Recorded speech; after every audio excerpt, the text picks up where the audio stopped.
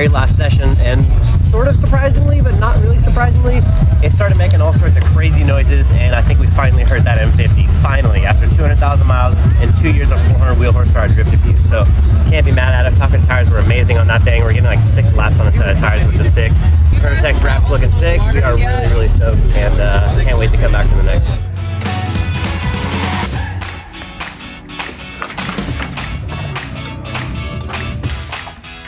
With these Beamers, when I turboed it, this is how we ended up doing it, and it worked pretty well, so I figure we'll just try and stick with this. You might need a couple of boards to help like shim it, you know, because I think that these are the lowest points. Forget about it. Okay, I think we are looking nice.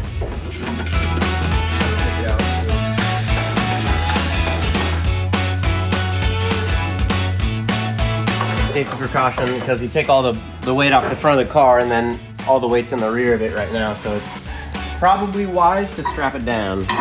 Is this like an experience thing? Yeah, because I pulled the motor out before, and then I was literally like rested my hand on the back bumper of the car and like kind of like pulled up on it a little bit, and then all of a sudden the front of the car like lifted up off the lift, and I was like, oh my god, that was so scary. Because if your car like did a backflip off the lift, especially with one of us under it, that'd be pretty much the complete opposite of cool. Talked to my buddy Sam, 412 Motorsports, who originally helped me put this thing together, convinced me to run this engine, and I'm actually really, really glad I did. So I think we might as well stick with it. Like, I have a 1J in there, but I think that we could save that for a different project, because this one's already so dialed just the way it is, and I love it. So maybe we'll probably end up getting a 2.8 crank for it, because this one's a 2.5, so 2.8 crank. He said just choose your compression. I got my 2Js are at 10-1. He said his is at 13, which is really, really high. So maybe we'll just go like 10.5-1, so it'll spool the turbo nice and quick. I'll probably just end up getting another turbo for it, like a G3900 or G3770 or something like that. But if it's gonna be forged out, I mean, I don't know, turn the wick up on her, eh? Since we're here, and especially if we're putting a 4-speed in it and we're going quick change, we might as well just have a full-blown pro spec car. What do you think, Terry? I think it's a good idea.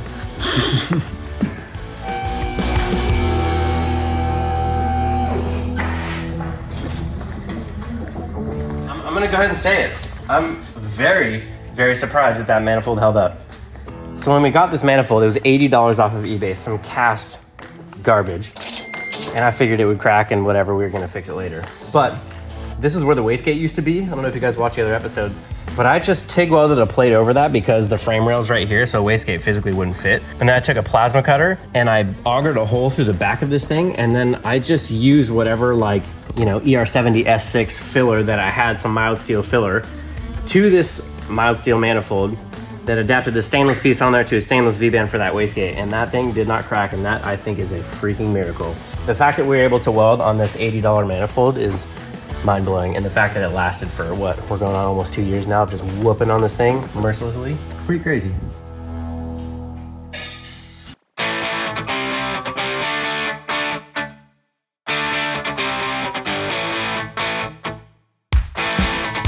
If we were talking about like bringing this thing up and like dropping it off and having you know, have your guy do some machine work and stuff, like I said, man, like I would happily. Yeah, I'm totally down for it. Okay. So yeah, I have an M50 sitting here as a spare. I should probably just bring you that one, huh? You can bring both if you want, and then we'll see what happened to that one. Right. And then we'll pick which block is better. Okay, so we could try and say 84. Honestly, I have no reason whatsoever to go against his word. That thing ran amazing for a very long time. So I think we're just gonna take our spare M50 and the one that's out of the car, bring them both up there. We'll measure the bore, we'll see what we got, because he'd rather we not punch the bore out so that it's got a thicker cylinder wall for boost. He wants me to go 2.8, so he wants to do a 2.8 crank in it. He wants to do a non-Vanos head because the valves are bigger, or thicker, I should say. So just like a bunch of like little things that I'm sure all add up in the end. So he's just like, if you want to bring it by today, let's just do it. So we're gonna throw both those motors in the back of the ring dangy, and we're gonna be on our way. It's gonna be a pro car, like in a couple months. It's 100%, is it not? Like, that's kind of funny. it's literally gonna be a pro car. Okay, wait, what year is this car? 95. Yeah, OBD1 325 IS. So everything in this is 26 years old. That's gnarly. Yeah. It's all older than me, Terry.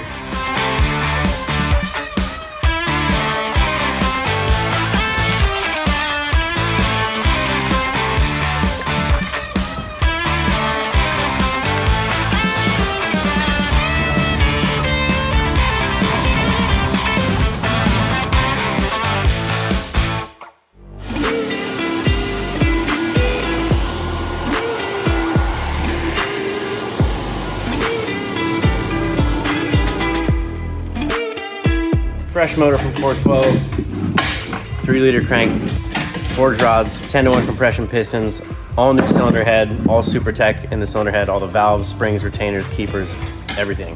So I got the new manifold for it, so I gotta decide if I'm just gonna bolt the other turbo setup back on there and run it bottom mount, or if I'm gonna like modify the crap out of this manifold and run the top mount setup, which ideally I'd like to run the top mount because it's cool. That's where I'm at. I don't know. It's like, do I make a lot of work for myself or do I make it easy for myself? But I don't know. I want the top mount.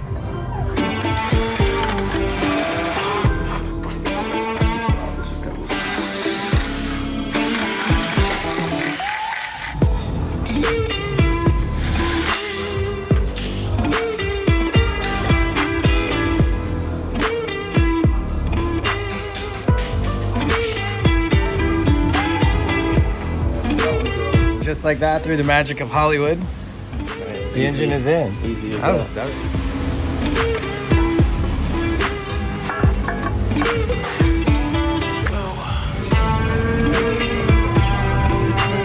Trying to get this thing all buttoned up. Spent a lot of time on the old E36 lately. Today's Monday. It's like what day? I don't know. A lot in a row working on this thing.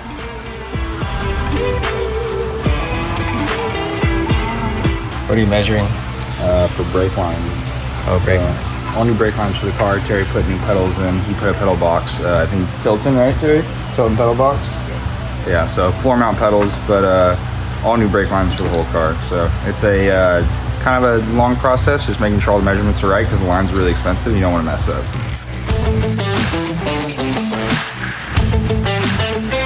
What's it gonna be like having real pedals? Well, probably pretty sweet. Better than the little rod that was hanging down before, right? No, Terry, this is bad. You don't want to record this right now. Yeah, I'm recording No, it. this isn't fitting. Yeah, this is all you. This is Noah Nelson at work, chief hydraulic engineer.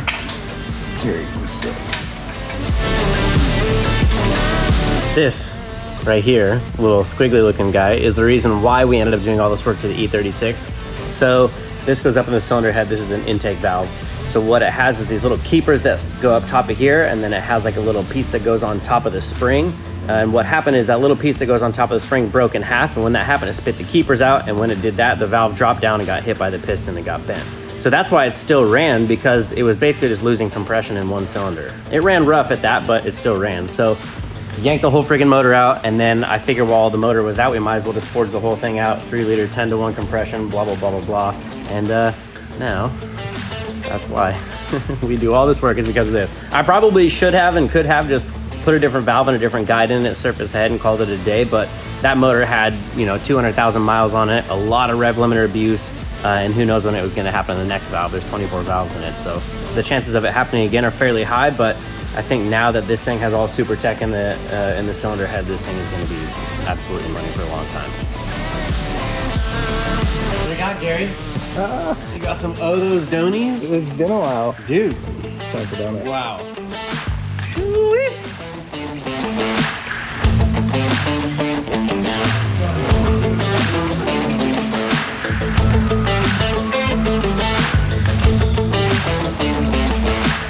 Of course it does.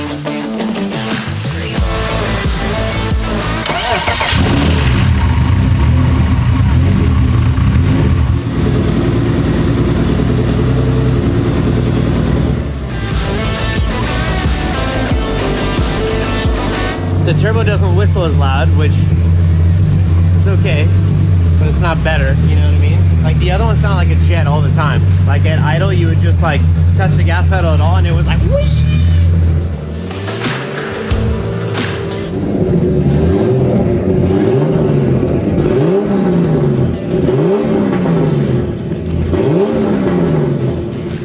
It has a small leak on this little plastic water inlet and outlet on the cylinder head on the bottom side.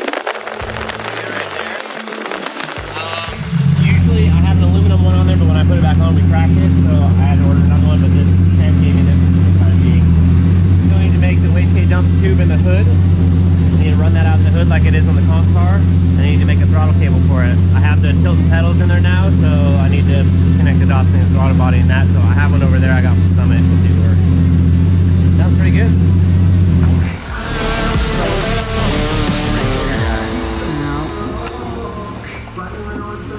I spent the better part of my youth doing that. All right, pump them up. Hold it. Are you holding? Yeah, pump them up. Hold it. It's good times. It's good times. Dude, Nielsen's on the ground right now. This is usually I'm the one down there. Like it feels weird to be sitting up in here.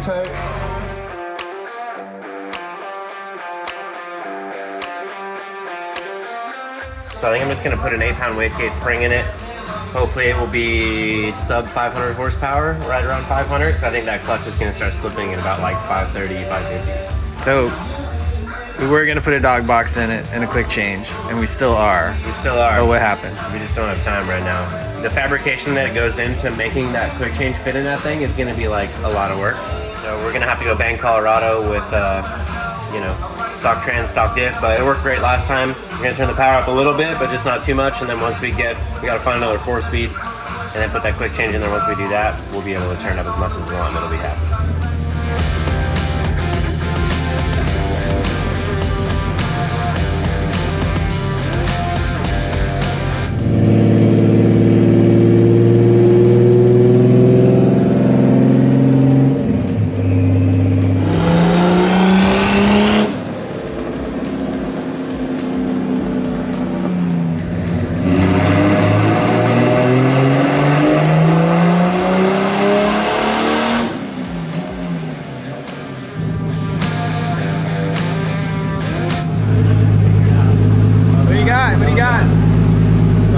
Nothing good, nothing worth talking about.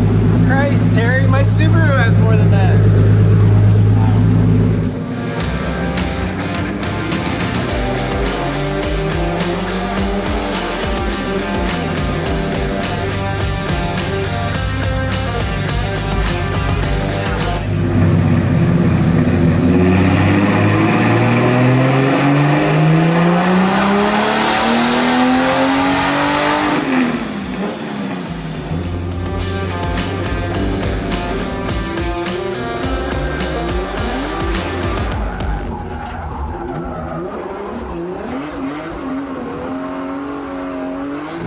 Car show time, Sunday morning. There we go.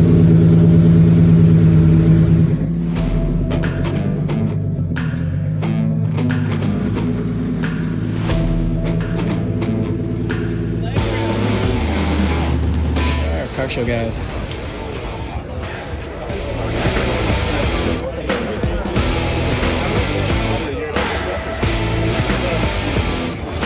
So we're over at the homie Stanceworks Mike. So our shop is about 1 block that way. And he told me that he's having an E36 meet, so we figured we'd roll up in the 36. So I was working on this thing till literally 10 p.m. last night, like trying to get everything all buttoned up and everything. So stoked that we were able to make it out here with this thing and pop the hood and show it off. So we're just gonna cruise around, check out some cars, and I don't know, I haven't even seen Mike yet. We've been here for like 20 minutes.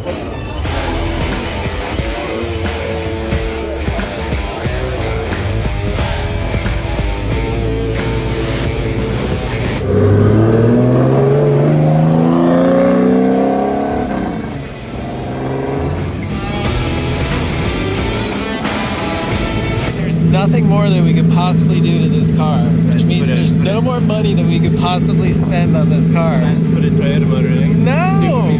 This is good for another 200. Hey, maybe 200K. That'd be sick.